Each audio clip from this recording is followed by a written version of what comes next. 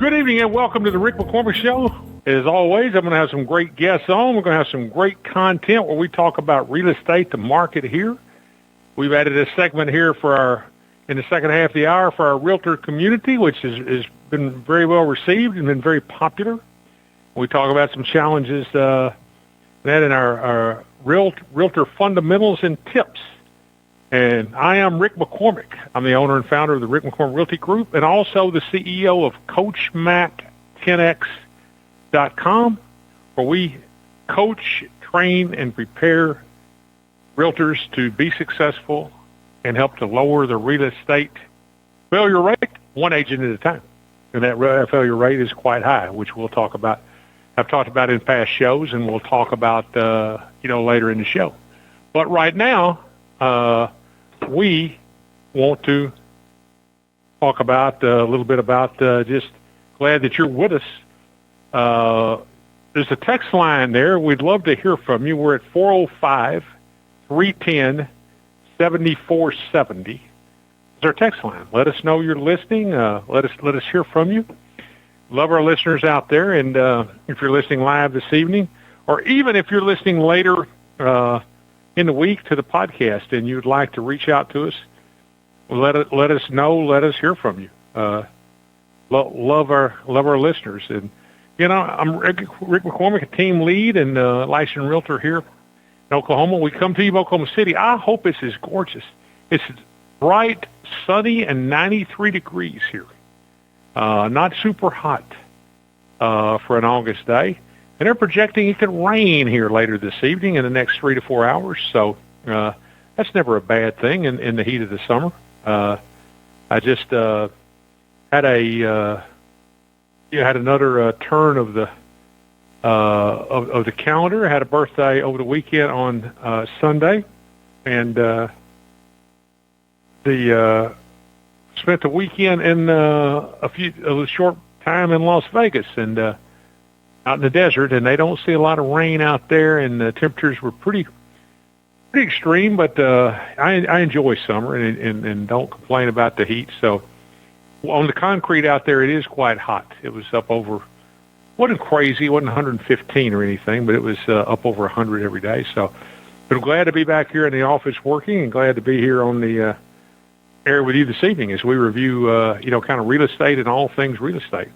We talk about our market here in Oklahoma City, then we talk about national trends some. We talk about interest rates, the Federal Reserve, and so if you own a home, you're going to want to stay tuned. If you've ever thought of selling, you're going to get some great content and data and research information here, and thought of buying.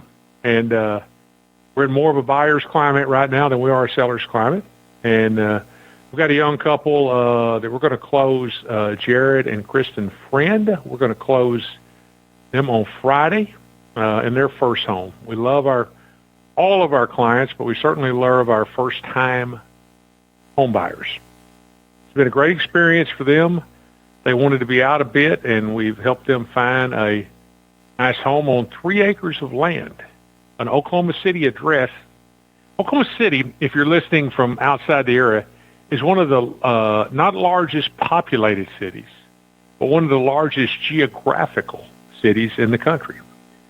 You can be within the city limits and have city water, trash pickup, an Oklahoma City address, and be pretty rural, be quite a bit out in the country, and that's not uncommon here at all. Now, we've got the downtown area, and we've got all the many suburbs. We have urban living, suburban living, but we also have some rural country and acreage living within the city, which is a bit unique as far as many cities of this size. But again, we're closing with that couple, looking forward to that on Friday, and working with some other young people on first-time home buyers. Got another lady who's a local educator. We're putting in a brand new home here in about 10 days, and certainly looking forward to to that.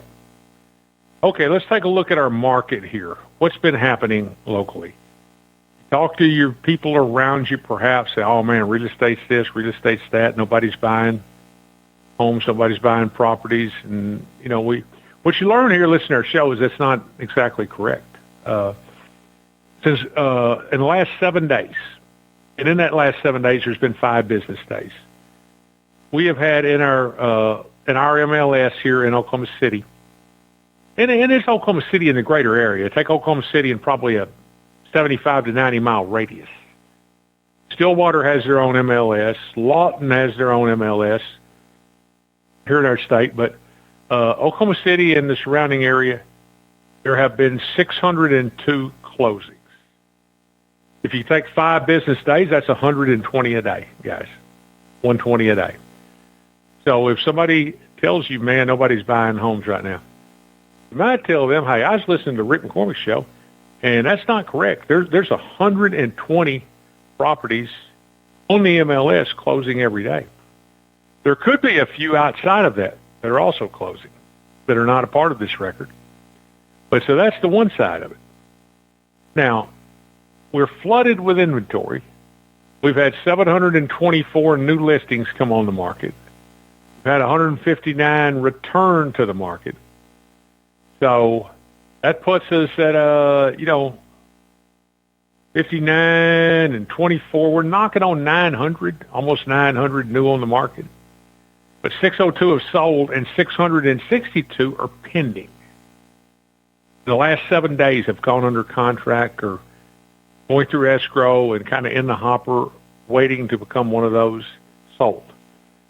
On the other side of that, we've had 102 listings that expired and 45 withdrawn.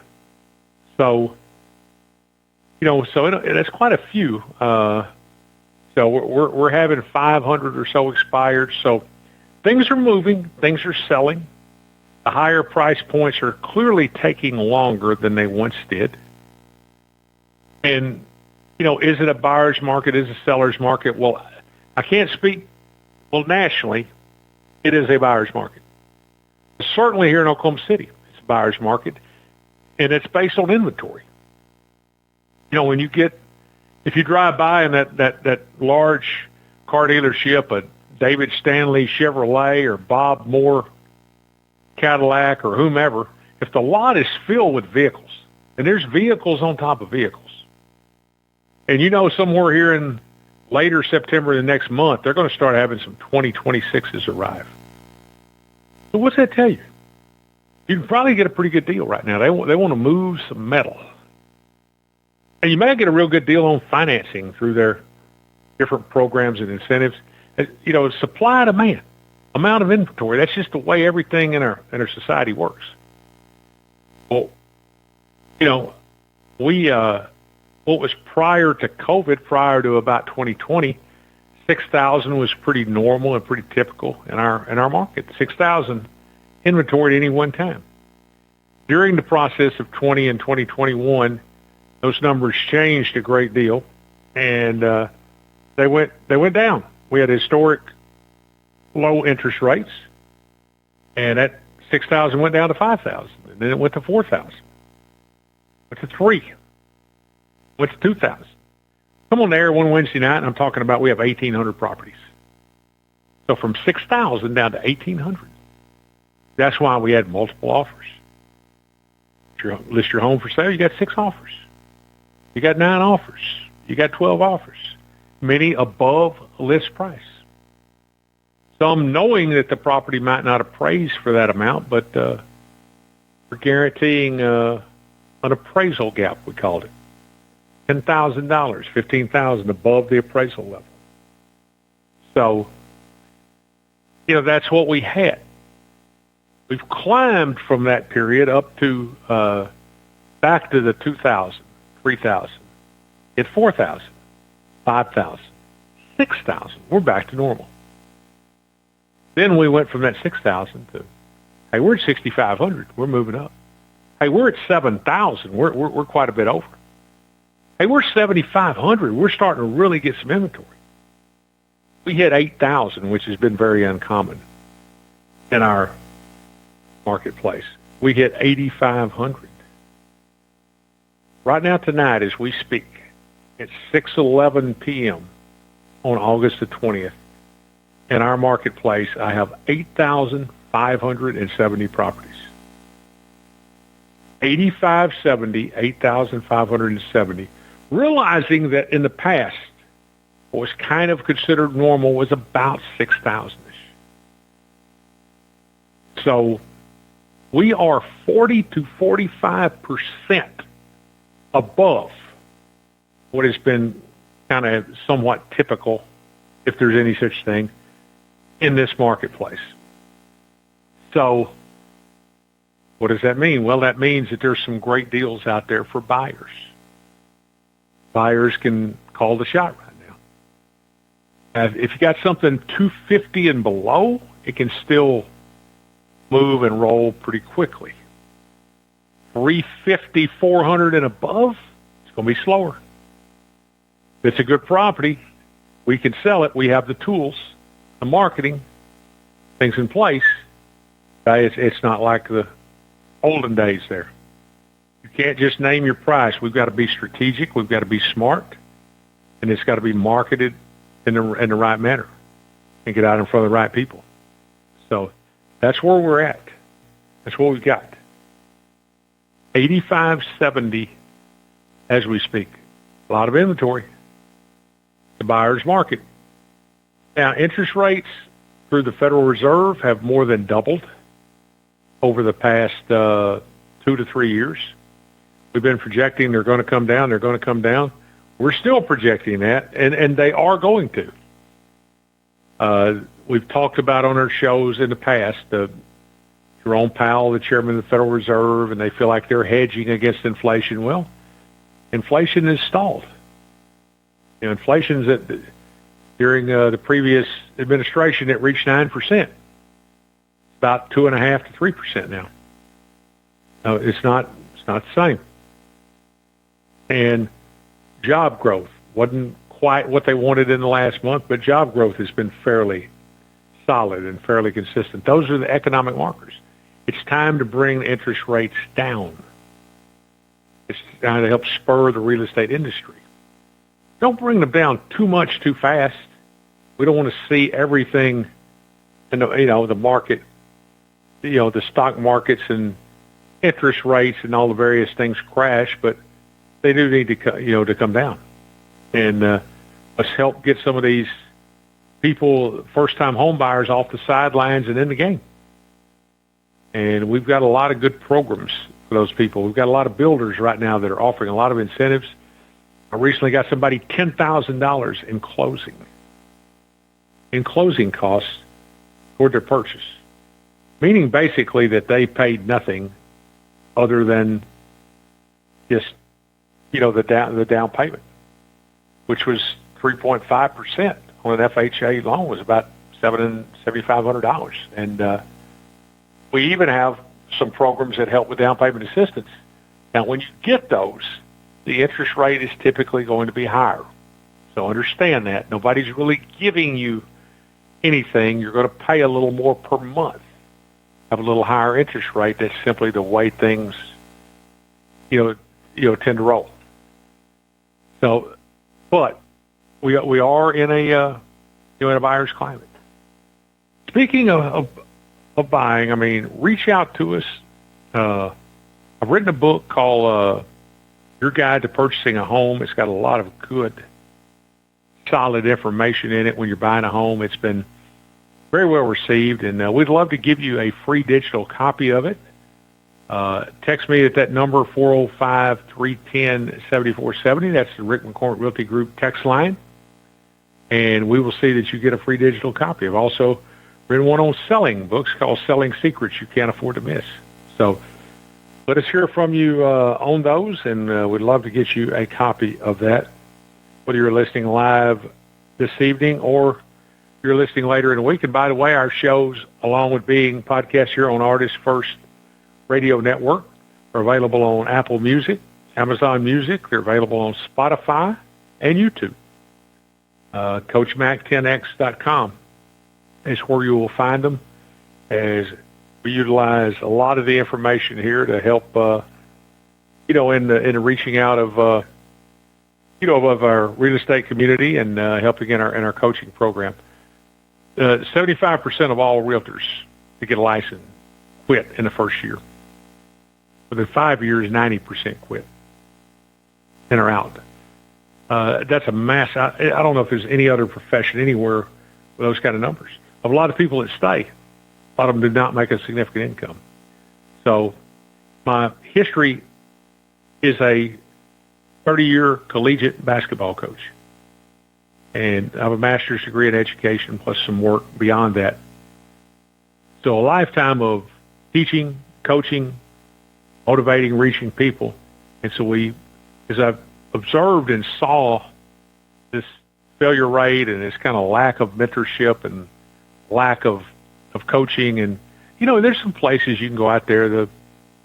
I'll throw some names out there, the Brian Buffini's and the Tom Ferry's, but those guys are not, Tom Ferry's never been in real estate. He's never done a transaction.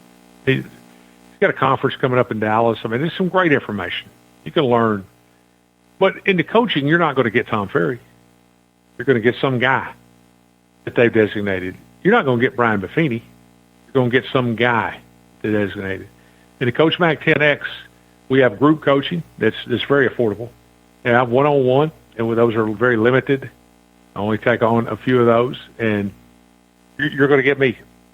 You're going to hear from me in every single one of those.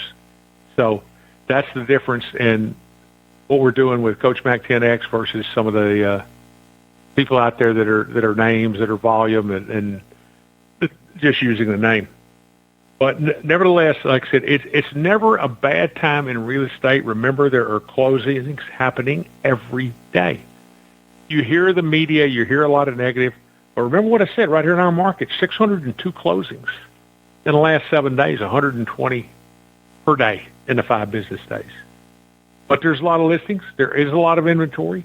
When you go to sell your home, it takes a unique, special real estate professional to do that, especially today. And, well, how's it any different? I know this lady, and she can put a sign in my yard. Okay. What kind of money is she spending? Does she have tools? Does she have a special contract with Homes.com? We do. We have a 360 Matterport there on my listings. I mean, go to some of those and take a look. They only offer that to the top 5% of realtors in a market. A special contract with Zillow. All that stuff costs money. But it gets the properties out in front of more people. It gets more views. I've got a gorgeous property up in fact, that we ought to, all that is our listing of the week is got some great ones, but 2317 Northwest 179th Street in the Springs of Valencia. It's listed at $369. It is unbelievable, 1,850 square feet, 3-bedroom, 2-bath. The seller's most incredible landscaping and attention to detail you've ever seen. It is, I'm telling you, it is you pull in those gates of Valencia, it's all nice, but it's the best home in there. Had somebody in there yesterday that absolutely loved it. And then we've got 6001 Broadmoor Avenue in Windsor Lakes, right over there just off of Northwest Expressway. Unbelievable location. Almost totally remodeled 18 months ago. It's at 320. And then we've got 8375 Moose Ridge Drive with a Guthrie address way up north. Gorgeous place. It was a brand new home in 2022. It sets out there on almost a full acre. 8,800ths of an acre, 4-bedroom, 2.5 bath. We've got it at $390, and sellers are ready to go on it. They're ready to go. Bring us a good offer. Those are our top 3 listings of the week right there. I mean, all good ones. Whitetail Crossing, outside of Guthrie, on almost an acre. You want to be live kind of a country life, but have a brand new modern home. Oh my goodness, this is it. And in the Springs of Valencia, that property is maintenance free, by the way. They mow the lawn, everybody's lawn. You never have that neighbor like, man, I wish this guy would take care of his property. I wish he'd mow his lawn. They come in on Friday morning, they mow every lawn. They all look great, the entire neighborhood. So pretty cool stuff. Okay, let's move from, we're going to talk a little bit about interest rates and what's happening. Let's bring on our mortgage expert here that's with us this evening, Mr. Kendal Dexter, the owner at Security Financial Mortgage. Kendal, great to have you, and man, tell us what these interest rates are looking like. Man, I'll tell you what, it's great to be back, first of all, but we've had a stagnant rate market, which is not terrible, has not really improved or gotten worse in the last 2 weeks. So I'll take flat, but we're looking for these rate decreases, and that's really the news of the day is what's happening in that department. But as far as market movement, over a 2-week period, we've seen a negative 10 basis points, which is virtually flat. I would take a plus 10 over a negative 10, but there's not very much movement in rates, or trading in a very narrow range. Well, that's about as close to flat and zero as you can be. I mean, 10 basis points essentially moves nothing. Correct. From what I understand. I know you can't or don't really want to ever quote rates on the.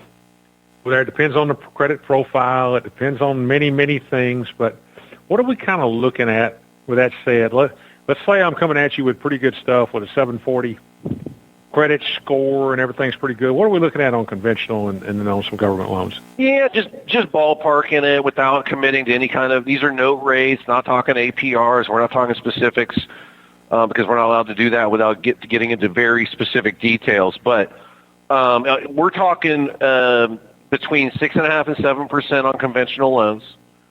And we're going to analyze that as we do with every client as far as how much does it cost for the 6.5, how much does it cost for the 6.75, how much does it cost for the 7 or the 6.99, and determine what the right choice is for that particular client.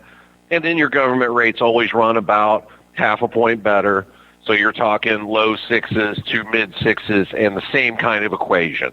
Where's the value proposition for me on getting a lower one versus do I think rates are going to come down and I'm going to be refinancing and I don't want to invest in the lower 6 when I might see a 4.5 or a 5 around the corner. So those are the types of discussions we're having with each and every client. Yeah, absolutely. I mean, and I know you break this down. We refer a lot of people to you guys, and you wind up doing a lot of, ton of mortgages that we're involved with. I know you're able to break this down and okay, I'm not sure everybody knows it. Buying down is 1 point of the loan price, right? Not the purchase price, but the loan price. Is that correct? Yeah, the amount that you pay in loan discount is based on the loan amount. So if you buy a $300,000 house, but you put 20% down, your loan is $240, and that is the factor that they're using to determine how many dollars it equates to buy it down. Paying 1% discount or 1.5% discount, so on. So that scenario, $300,000. Let's say you're putting 10% down. That's 30. That's probably more $30,000. So your loan amount would be $270. So $2,700 would buy you down 1 point and make a lower interest rate. And now, what people don't understand on that, real quick, is 1% does not mean you bought your rate down 1%. The rates are in eighths, and every eighth might cost a quarter. It might cost 0.35. It might cost 0.5. They're not all equal, and so we're looking at the value propositions when we're trying to buy a rate down and find the sweet spots in the market to where. But people think, oh, I'm just going to buy it down from 6.5 to 3.5. That is not how this works. You're buying it down from 6.5 to 6.25. And there's a point you get to where it's so expensive to buy it down. Say you wanted to be under 6. Well, you just can't right now.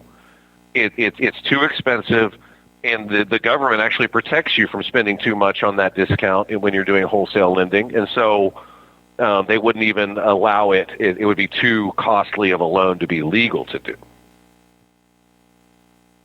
Right, and I know one of the things that you've looked at, I've seen you guys do this in the past.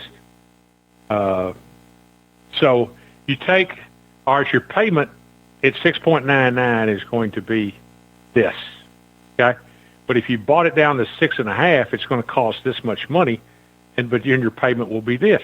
Your payment will be lower. But it's going to cost you whatever, let's say 2 points. That based on our scenario earlier, at a 270 loan, that's $5,400. How many months will it take you of the lower payment to make this work out mathematically? All right, instead Correct. of $2,200 a month, it's $2,000 a month. Okay, that's $2,400 a year. So it's going to take about 2.5, 3 years. In some cases, I know it takes 4 or 5 years, but I'm just in a rough scenario. But you're able to look at that and this is what's important, for our listeners. Okay, Kendal is a knowledgeable mortgage person.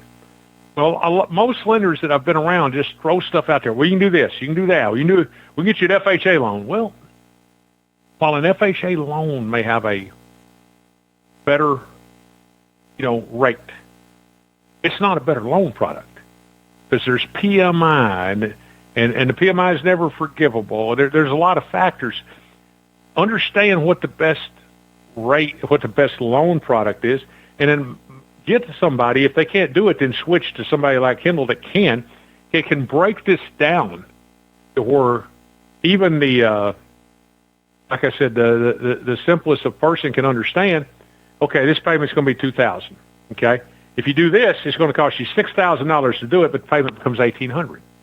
Okay, so you're going to net $2,400 a year here, but it's going to take you 2.5, 3 years to recoup the amount of money you feel like you're going to live in the house. And the problem with that is many people say, I'm living in the house from now on.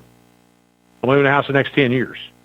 And I get a call in 18 months that, man, this is unfit us. We see another house over here we really like. And, people's ideas change. But that's where that you guys have been able, that I've seen beneficial, that you can lay out on paper that people can understand. Is it worth putting money in to lower your interest rate? Correct. The lower rate always wins over a 30-year period or even a 10-year period. But there's 3 ways you can not have a loan anymore. You can pay it off, which is the least common. You can sell the house. You can refinance. And right now, when we're talking to our clients about these, they're generally agreeing with me and taking a little bit higher rate now because of what's going on and the writing that's on the wall, which we can talk about further, that there's a very good chance that rates come down and sooner rather than later. The typical recoup is 30 to 36 months right now, which is good by mortgage standards. I think the secondary market wants you to take that lower rate because they're less likely to get refied sooner. And in a more stable, normal market, 4, 5, 6 years is more common to get your money back. But if you're in this house for what you believe to be the long haul, then and you're able to buy a rate that's a long haul rate, that's when you want to invest in discounting your rate and get, when it's at 4.5, but I can buy it to 3.99. Sign me up, because it's very likely that that's going to be the best opportunity I'm going to see. Right, exactly, and that's the key. Also, to what we were just talking about is when is the right time to invest money in the rate. And based on the fact that the whole Federal Reserve thing, which we want to talk about a little more, and we think that rates are coming down now, may not be that time, as we've talked about in past shows. We'll continue to talk a bit about this, the next Federal Reserve meeting, and then we're going to get into our realtor tips and fundamentals. So stay with us. Hey, Coach Mike here. I've been in real estate for over 10 years and still am on the front line. Want my show notes and other helpful resources for new real estate agents? Go to CoachMac10x.com/podcast. Thanks for tuning in. Let's get back into the show. Good evening. Welcome back to the show. I'm Rick McCormick, your host. Glad you're with us. Check us out at CoachMac10x.com. I am the owner and founder of the Rick McCormick Realty Group, but also the CEO of CoachMac10x.com, where we train realtors, brokers, and just walk hand in hand with people. And we are lowering the failure rate in the real estate industry one agent at a time. Kendal, before we get to our realtor fundamentals, let's talk a little. When is Your area of expertise, of course, is mortgage, as we were discussing. Interest rates. When is the next Federal Reserve meeting? So the interest rate part that we are interested in is always on Wednesday, and that will be the 17th of September. Now, the expectations are we get a decrease. It wouldn't shock me if they hold steady, but there is a lot going on with this Fed Reserve. Trump has his eyes on the Fed Reserve and his goal to take over the Fed Reserve. And they are currently they're accusing one of the members of fraudulent mortgage activity and demanding a resignation so they can get another party on the board. And they need 6. There's 12 members, but 11 vote and a chairman. And they need 6. They're about to have 4. And they're probably going to own the chair by May. So there's a lot going on in the way of potential rate decreases right around the corner. Right. That's kind of what I tell people, that there's a lot of heat on Jerome Powell. They would like to create enough havoc, or whatever you'd like to call it, to get him to step down on his own. And if he does not, his term, can't really fire him. He's an appointed office, but his term is up in May of next year, and he will be out at the very worst of May of next year. And it will be someone who has a similar idea and philosophy to our current administration. In President Trump's previous administration, interest rates were extremely low, and he wants to return to that again. With that said, on a national trend, our housing sales, if it doesn't really change and pick up in this last 4 months of the year, they're going to be the lowest in over 30 years. And Kendall, I don't think there's any explanation other than we've more than doubled interest rates. I mean, it's not that anything has drastically changed in the real estate industry. Housing prices have not just plummeted and dropped.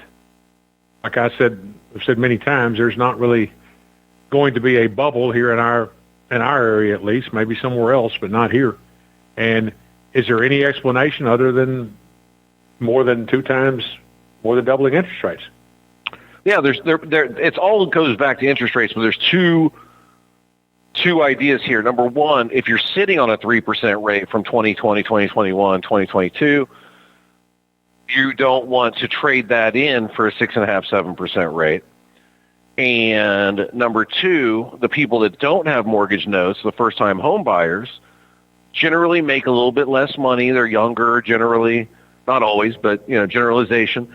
And those people, these rates are making housing not very affordable. And so it's a double-edged sword to the negative for housing, because you've got people sitting on their low rates, and you've got newcomers to the market that want to buy. They understand that one of the ways that you build wealth is through owning your house, and they can't do it because the house that they want is creating a payment they do not want. Well, absolutely, and we've talked about before in past shows. I mean, with a minimal amount down. Now, when I say this all depends on what you paid down, but with a minimal amount down, a $400,000 home, when interest rates were 2.75 versus today being, say, 6.75, it's about $1,100 a month. And so did our household incomes immediately just jump up because interest rates went up? Well, the obvious answer is no, they did not. Interest rates the average household income and salary, that may be 5% more.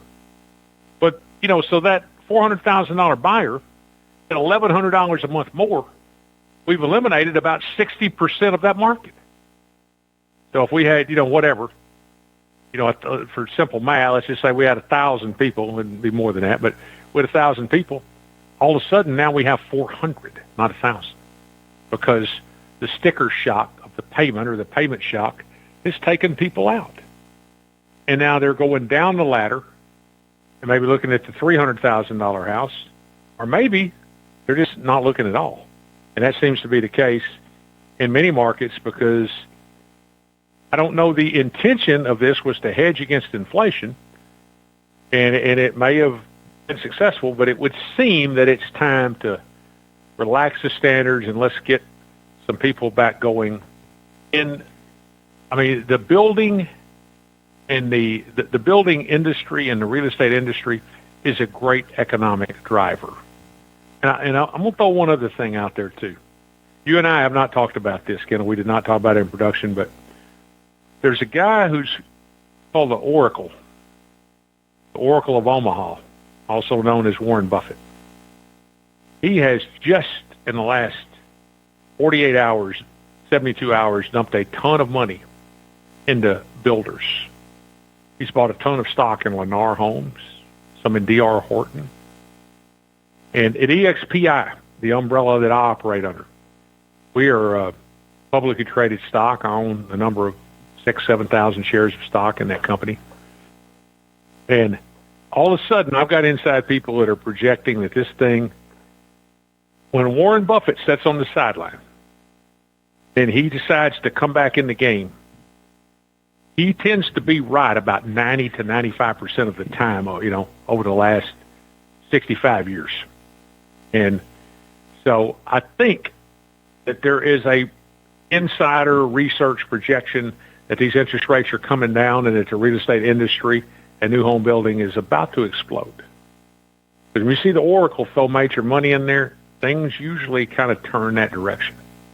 So we hadn't talked about that, but don't sleep on that. I mean, it makes me want to go buy another 1,000 shares of EXP stock when I see that. I mean, I don't think they're going down when Warren Buffett does it. I know we're not a stock podcast, but along with that, UWMC stock, United Wholesale Mortgage, number one mortgage lender in the country. It is very affordable right now. It's dropped tremendously during this period of time, on the rise because they're showing good earnings during this period of time.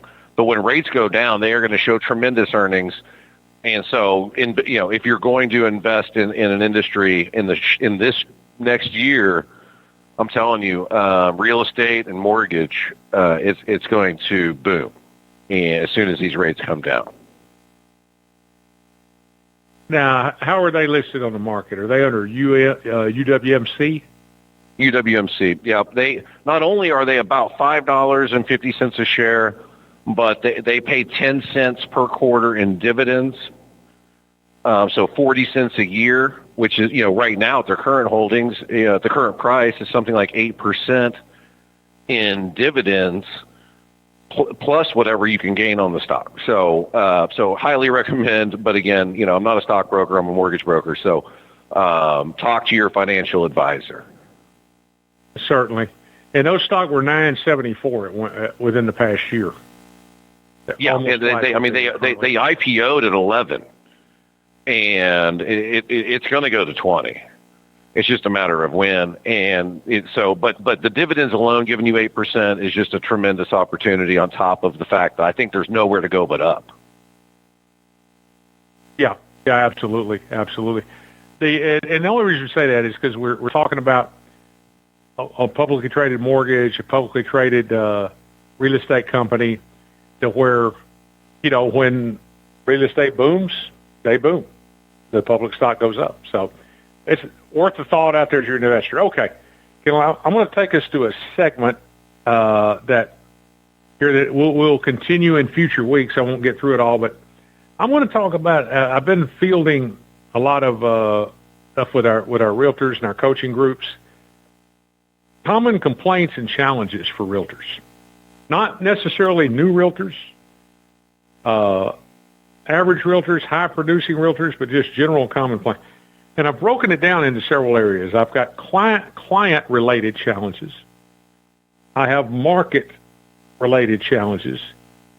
And then I have challenges inherent just to the profession in general. So I think it's pretty interesting. I think you're going to like this as I go through these. But first of all, and again, let us hear from you. Remember, that text line is 405-310-7470. That's the Rick McCormick Realty Group text line. We see it during the show, and I'll see it afterward. We hear from you. Put your information on there. Put your name and where you're at, and whatever as we hear from people. But client-related challenges. We haven't done this in the past, but Kim, I'm going to put you on the spot. I mean, what do you think? I've got several things here. Give me one of the number one client-related challenges. Okay. Let's say you're working with a buyer and you just you're just showing them a million houses. You're driving all over God's green earth, showing them properties. Nothing is fitting the bill. They have $1 million tastes and $150,000 budget. That's number 2 on my list, Kendall. Good job. I have that called time wasting. Some clients may not be serious about buying or selling, leading to wasted time on showings, consultations, and negotiations. Total wasting of time. Because one thing about the real estate industry, and I jokingly tell people, it's somewhat like coaching. When I was coaching, and particularly at certain situations in the NCAA, I got pretty decent paychecks at times.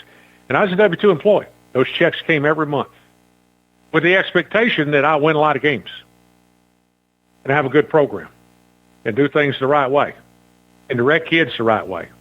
And I get called breaking rules. And it was quite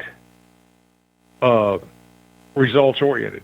Real estate, you get paid when you close a transaction.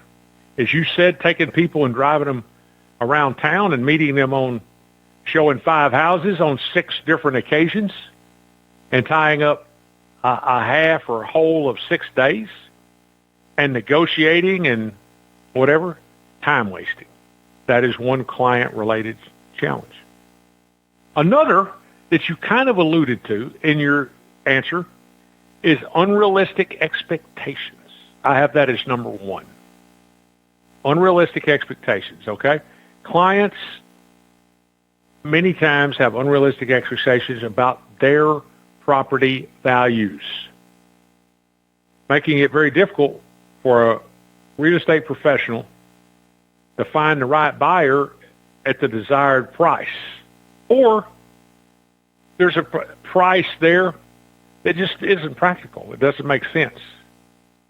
Because we can look at comparable properties, and I mean, well, it doesn't matter. That's just what I want for it. Well, unfortunately, Mr. or Mrs. Seller, that's really not quite the way real estate works. Well, what I can sell it for is absolutely what it's worth. Well, we think it's worth $500,000. I respond, but I think it's worth a lot more than that. You do? Yes. I mean, usually 9 years.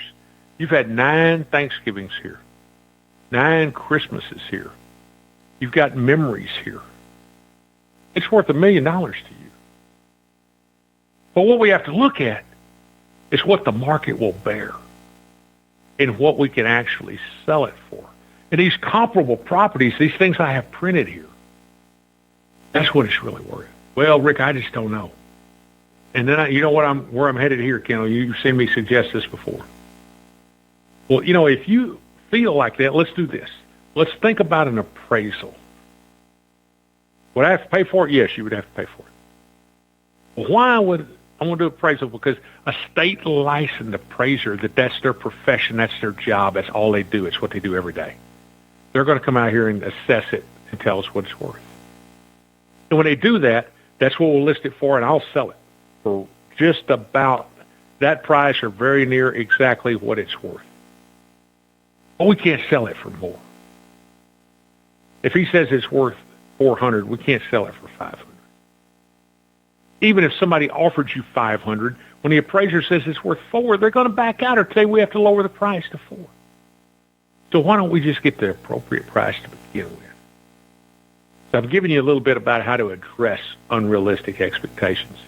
Some of the Coach Mac 10X coaching program I'm giving to you here. So unrealistic expectations, time wasting.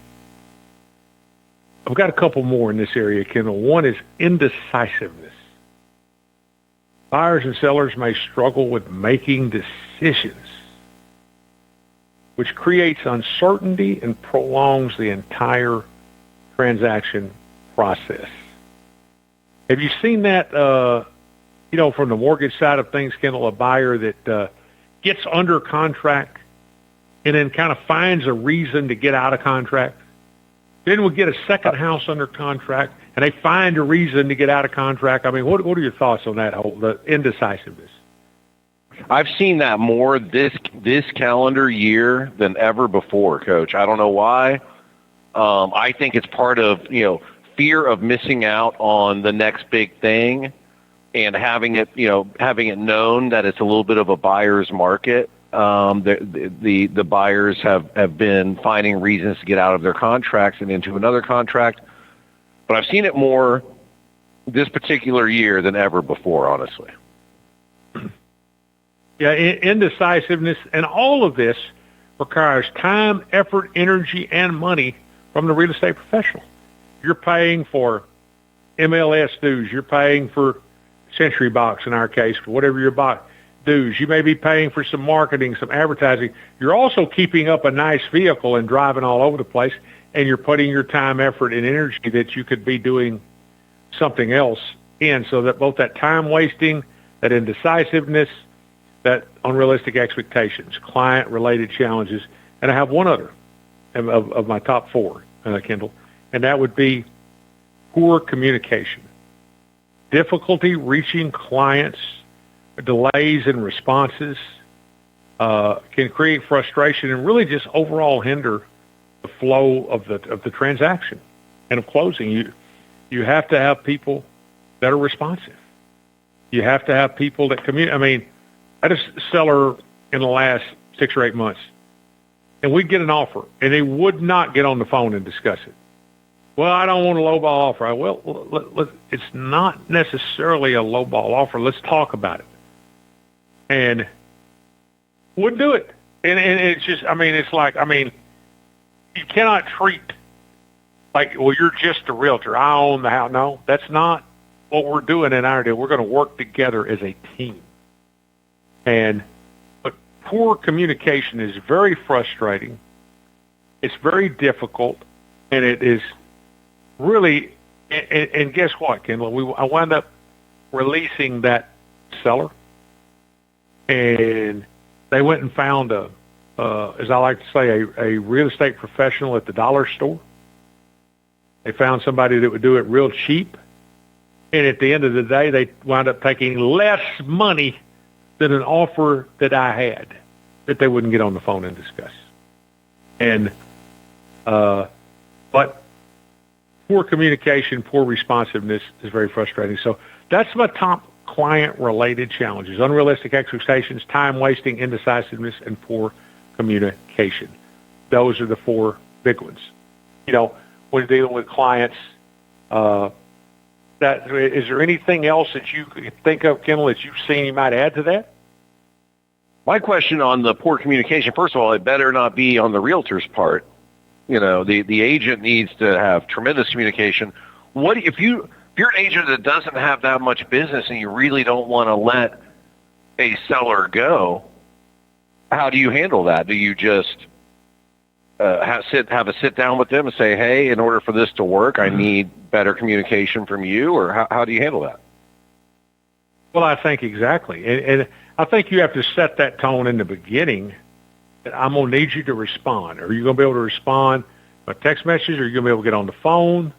I'll give you a weekly update. That can be by email, by text. But if we get an offer or I have a question, if I call you and say I need to talk, I need to hear from you. I mean, in the next 3 or 4 hours, okay? Not 48 hours, not 2 days, because I may have something going on in your property that I'm selling. I may have an offer. We need to discuss it. You can't do a $400,000 deal over text message. You need to talk about it. And so I think that stage has to be set early on. And I understand, like you said, there's people that don't have a lot of business and just want to sign in the yard. And, man, unfortunately, it never works out. Because what you're going to do is you're going to take this poor communication responsiveness, and it's going to come back up here into number 2, which is called time waste. If you don't you've got to set your own expectations with the clients early on. All right, I want to move to my next segment now. We're going to finish this probably in our next show, but I'm going to go ahead and start it. There's market-related difficulties, and let's talk about those. We're not talking about just that's client-related challenges, market-related difficulties. Number 1 was, wow, have we seen it over the past 3 years here? Market fluctuations, economic downturns, fluctuating interest rates, and changes to buyer demand can significantly impact sales and ultimately realtors' salary commissions. Next, competition. The real estate market is highly competitive, and it requires continuous, ongoing effort to stand out in that market and attract clients. And then finally, there can be a housing shortage / affordability, limited housing inventory, and or rising costs. We don't have here in our market any problems with inventory. Our inventory is the other direction. We have too much inventory, but the problems, as we were talking about, is affordability. That lack of affordability, along with those higher interest rates, slows down sales. So those are market-related difficulties, and I'm going to, I've got, and I also have some challenges inherent to the profession. So it's kind of a 3-segment. We'll pick up the same thought in our next show in the next segment of realtor tips and fundamentals. But certainly, reach out to us on that number. It's on the Artist First homepage there, and text me at any time with any thoughts, any information, any question. Go to our website at coachmac10x.com, and there's a place there to leave questions, request a copy of the book, and whatever. But a lot of challenges in the real estate industry. Of course, in our last show, Kendall, we talked about 75% of realtors leave in the first year, and now we're not talking about just new realtors. We're talking about realtors overall, and very fascinating stuff, I think. Client-related challenges, market-related difficulties, and then just challenges in general that inherent to the profession. And you've been around the mortgage industry a long time. I know you've dealing with realtors, you've seen all of these rear their head at some point or another. Yeah. The truth is, Coach, we are going through one of those periods of time that eliminates a lot of people from an industry, whether it's mortgage or whether it's real estate. You have to weather the storm. You need to get the help that you need to weather said storm. And when you come out on the other side, it's going to be bright and sunny. We've done it. I mean, I've been doing this since 1997. I've seen a lot of situations, particularly 08, 09 in the mortgage industry. This last couple of years has been one of the toughest times for the industry. And it sets people that don't belong in the industry on their way. But if you want to succeed in this, get help now, weather the storm, and there's going to be a bright, sunny day on the other side. Set your stage right now. If you're doing the right things in these next months, they can set the stage for the next 5 years for you. So we appreciate our listeners. Again, I'm Rick McCormick, and this is the Rick McCormick Show, and you can find us at CoachMac10x.com. He's Kendal Dexter with Security Financial Mortgage. We're glad you're with us. We're here on Wednesdays at 6 p.m. Central Standard Time. And happy to be getting ready here in September to launch the start of our 6th season on this network. And thanks to all of you who have made it possible. And until next show, you stay safe and may God bless.